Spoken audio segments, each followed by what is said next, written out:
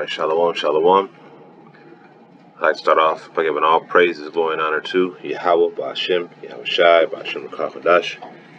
Double honors to the elders and the apostles of Great Millstone, who rule and teach well. Peace, love, and salutations, and blessings to those that are doing this work in truth and sincerity. This is your brother Nathaniel, coming back at you again with another lesson. And I pray this lesson is edifying. Now we have here a video that I came across on TikTok, and this just is an example. They break down systemic racism, and one example that they use is redlining. And this is just a prime example how Esau, creates laws and systems to oppress the people, especially Israelites. Okay, and how this devil has been given an advantage, okay, throughout society by what he has done to put himself in a higher position, and he still does that to this very day, as they're going to explain in this video. The devil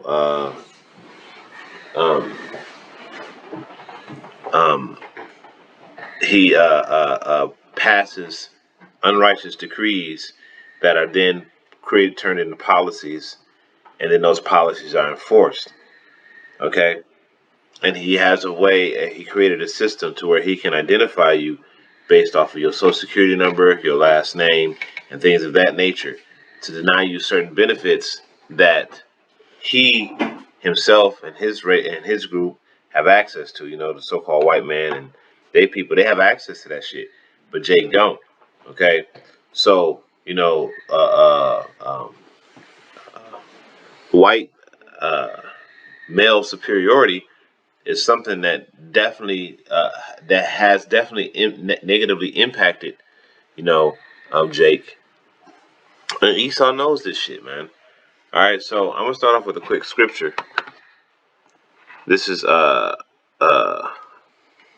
10:1. It says, "Woe unto them that decree unrighteous decrees and write grievousness which they have prescribed," because they wrote all of these things into law: redlining, the denying of loans and housing and going into certain colleges and stuff like that. All that was put into their certain codes to make sure, and into laws to make sure that Jake was denied the same benefits that he was receiving. All right, and you don't think this shit ain't going down to this very day? Of course it is. Okay, and this thing with Trump, make America great again, and Elon Musk and all that. This ain't nothing more but them, letting you know that they're trying to go back to those days where all of that stuff that was happening was very viable. It was everywhere. Okay, so I'm gonna go ahead and play. I'm gonna finish reading this and read verse 2. It says, "To turn aside the needy from judgment, and to take away the right of the poor from the poor of my people." And that's exactly what he does. Basic human rights: food, water, shelter, clothing, education. He rips those from Jake, okay? And he uses his systems that he has created to make sure that you would never get the education and the money and the life that that you should be able to live, But at the end of the day, America, Babylon ain't our rest. All right. So we're not gonna get that. All right. So and it says, "To take away the right from the poor of my people, that the widows may be their prey, and that they may rob the fatherless." And that's exactly what they do. And see, if you know anything about this system,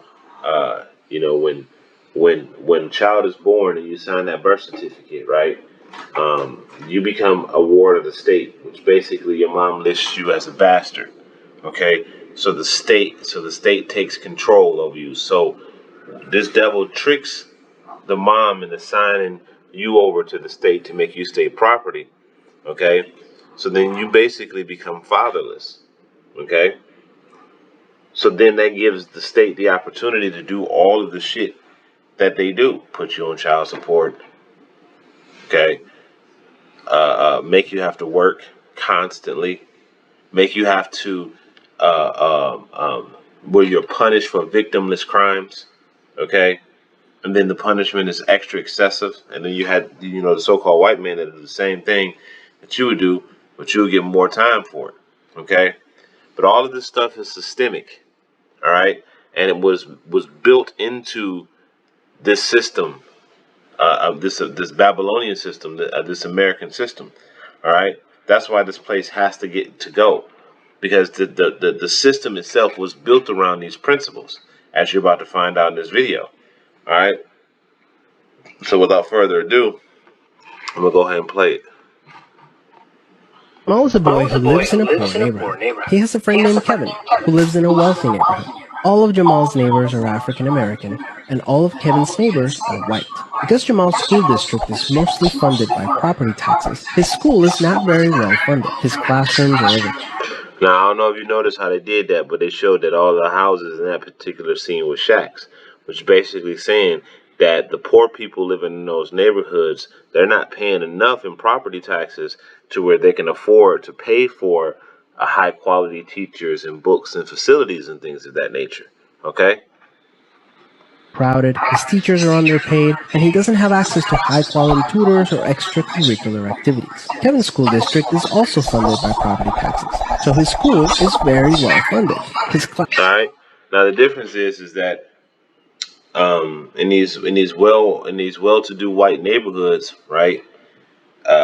These Edomites are making tons of money. Okay, so and they got these big $500,000 houses, you know, $1 million houses, right? So when they pay their property taxes every year, in these communities, that money is so much that they can afford. These schools can afford to buy those, to have the nice facilities and to have these high value teachers and to have the materials that they need to actually get the education that they need to live a higher level of life. All right. Classrooms are never crowded, his teachers are very well paid, and he has access to high-quality tutors and lots of extracurricular activities. Kevin and Jamal live only a few streets away from each other. So how come they're growing up in such different worlds, with such different opportunities for success? The answer has to do with America's history of systemic racism. To understand it better, let's look at what life was like for Kevin and Jamal's grandparents. Decades after the Civil War, many government agencies started to draw maps dividing cities into sections that were either desirable or undesirable for investment. This practice was called redlining, and it usually blocked off entire black neighborhoods from access to private and public investment. Banks and insurance companies used these maps for decades to deny black people loans and other services based purely on race. Historically speaking, owning a home and getting a college education is the easiest way for an American family to build wealth. But when Jamal's grandparents wanted to buy a house, the banks refused because they lived in a neighborhood that was redlined. So Jamal's grandparents were not able to buy a home, and because colleges could prevent them from attending through legal segregation, the options for higher education were really scarce. Kevin's grandparents, on the other hand, got a low-interest loan to buy their first house and got accepted into a handful of top universities, which traditionally only accepted white students. This opened up a wealth of opportunities that they were able to pass on to their kids and grandkids. Even as late as the 1980s, an investigation into the Atlanta real estate market showed that banks were more willing to lend to low-income white families than to middle or upper-income African-American families. As a result, today, for every $100 of wealth held by a white family, black families have $5.04. A 2017 study confirms that redlining is still affecting. All right. So you see that? He said the colleges wasn't accepting Jake. They couldn't buy a house because of the banks. Right? And all this stuff was done through fraud. I'm gonna get a couple of scriptures. I'm gonna come back to this one. Let's go to the 16:11, and let's go to the book of Ecclesiasticus, or the book of Sirach.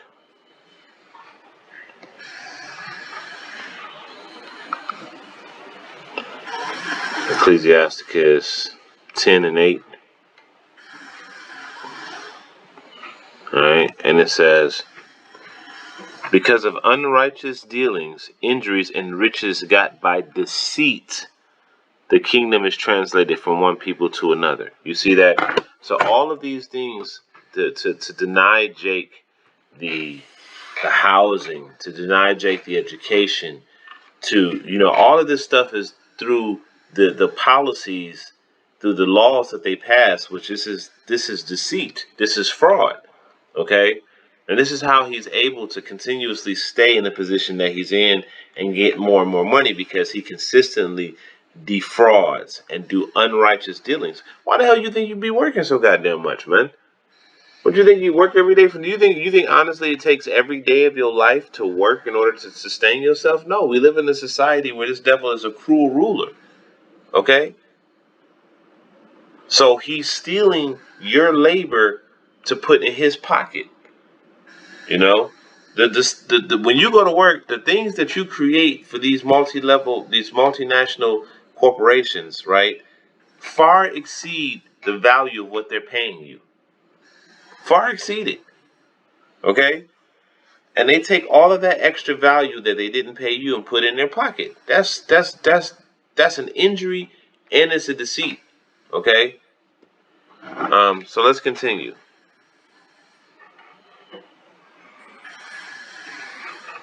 Home values in major cities like Chicago today.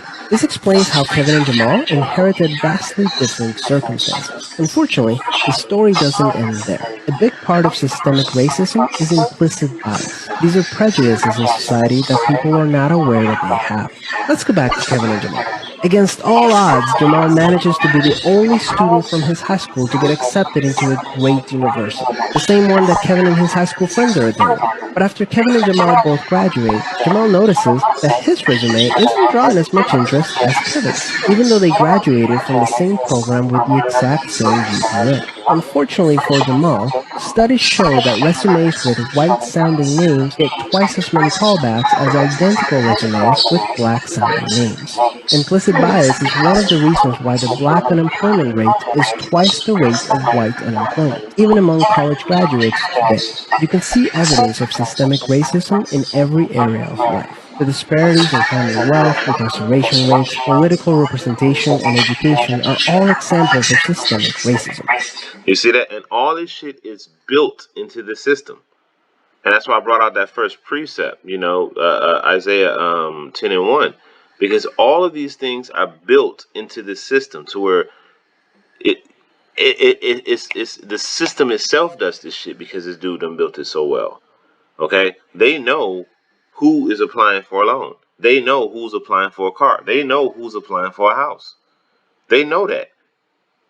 And they immediately associate who you are or what you're trying to do, or what so-called race you are or what you're kind of trying to do. And if they don't want you to have it, you ain't gonna get it. Okay? You're not gonna get it. Unfortunately, the biggest challenge with systemic racism is that there's no single person or entity responsible for it, which makes it very hard to solve. So what can you do? The first thing you can do is work towards becoming more aware of your own implicit biases. What are some prejudices that you might hold that you're not aware of? Second, let's acknowledge that the consequences of slavery and Jim Crow laws are still affecting access to opportunity today. As a result, we should support systemic changes that create more equal opportunities for everyone. Increasing public school funding and making it independent from property taxes would be a great start, so that poor and wealthy districts can receive equal access to resources. Systemic problems require systemic solutions. Luckily, we're all part of the system, which means that we all have a role to play in making it better. No, Yahweh Shem Yahweh Shai is gonna be the one to make this thing better. It ain't gonna be none of us, man. All right, this man is completely out of control. All right, so let's go back to this Isaiah.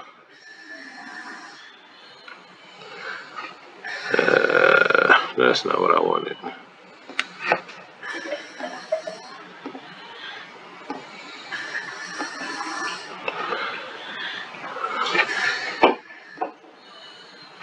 This is Zechariah 1 and 15, and it says, I am sore displeased with the heathen that are at ease, for I was but a little displeased, and they helped forward the affliction. And these things that Esau Edom has built into his system forwards the affliction of Jake. Now, there's a precept that I'm looking for. Give me 1 second. Bear with me.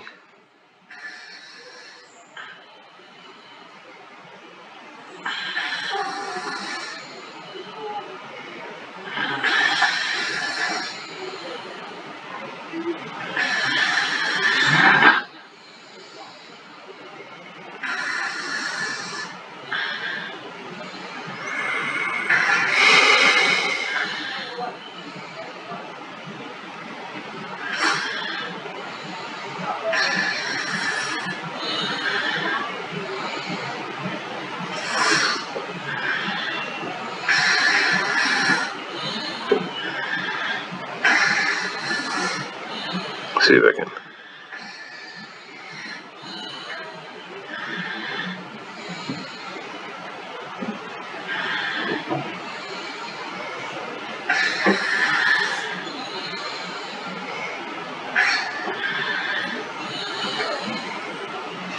All right, here we go. Go back to the 16:11.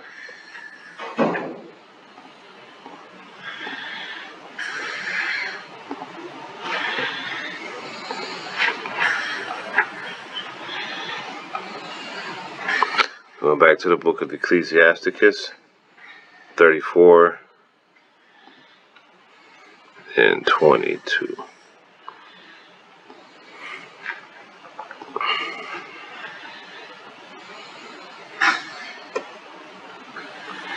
All right. We'll start at verse 22. It says, "The bread of the needy." This is Ecclesiasticus 34 and 21. It says, "The bread of the needy is their life." You hear that? The bread of the needy is their life. This devil steals from the needy, the people of the average working class, then defrauds them when they try to when they try to pay their bills, and defrauds them at the grocery store. This is what this devil does. No matter where you go, on what side, he's stealing and defrauding and taking from Jake and the everyday person out here. All right. It says, "The bread of the needy is their life. He that defrauded him thereof is a man of blood." And doesn't that describe Esau? He's a man of blood, full circle. When it comes to war, he's a man of blood. Okay. When it comes to defrauding and depriving those people of what's rightfully theirs, their lands, okay, their culture, their heritage, he's a man of blood. All right. Verse 22, it says, "He that taketh away his neighbor's living slayeth him." And how many times have you seen a Jake with land, or a Jake with a decent job, or a Jake with something going on, and these damn Edomites come along and take that shit away? And look what happened to that man. So you sit there and you wonder why, Jake be so messed up. Well, look at what you got going on. Well, look what you done did to him. Now, ultimately, it's the will of the Heavenly Father, but, Esau, you got to pay for what you've done. Okay? It says, "He that taketh away his labor's living slayeth him, and he that defraudeth the labor of his hire is a bloodshedder." And how many of us don't get paid enough for what we do? We don't get paid a fair wage for what we do. Okay? And then they take taxes out your check without your damn permission. Before you even get a chance to see your money, they already took their money out of it. Or we going to get our money first. And we'll pay you back your money later on in the income tax, but we're not going to give you back quite all of it. You see, this is Esau, and this is the system of white supremacy that this devil has created. Okay, this is I mean, when you read these scriptures right here, man, and you look at what this devil has done, these scriptures just jump right at you, because this is exactly what happens. I'm going to read this again. It says, "He that taketh away his neighbor's living slayeth him, and he that defraudeth the labor of defraudeth the labor of his hire is a bloodshedder." So the Lord is likening y'all onto killers for doing this, for robbing somebody. Okay, I ain't gonna pay him that much. That shit wasn't worth that much. I know that's what we agreed upon, but I ain't gonna pay him that. Or I know he's supposed to be making this. This is what we making off of a man labor, but we only gonna pay him this. You know, bare minimum. And how many of us go through that? And then, everything in this society is beefed up in price right now. Okay? So you're paying all of these inflated ass prices for shit. You know? So this devil has found ways to steal from you in every single category of your life. Your job, you're defrauded. When you pay your taxes on your house, that's supposed to be yours, you're defrauded. Hell, even when you're paying rent, he defrauding you. Okay? It means like, when does that shit stop? You just infinitely paying rent your whole entire life, and then the moment you don't pay, you out on the street. You know, that's why we need the kingdom. That's why we need Yahweh Shemi Yahushua to come back and put an end to this place, man. Because you ain't gonna never have anything as long as the throne of iniquity is still set right here. That's why it has to be completely destroyed. Okay, because this devil is a damn bloodshedder. Okay, it says I'm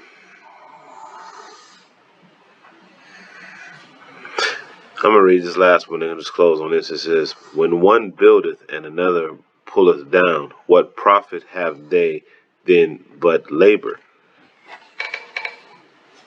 Okay? And that's exactly what Esau does, man. He pulls down everything that everybody done labored for. Jake, this destroyer, or he takes it for himself.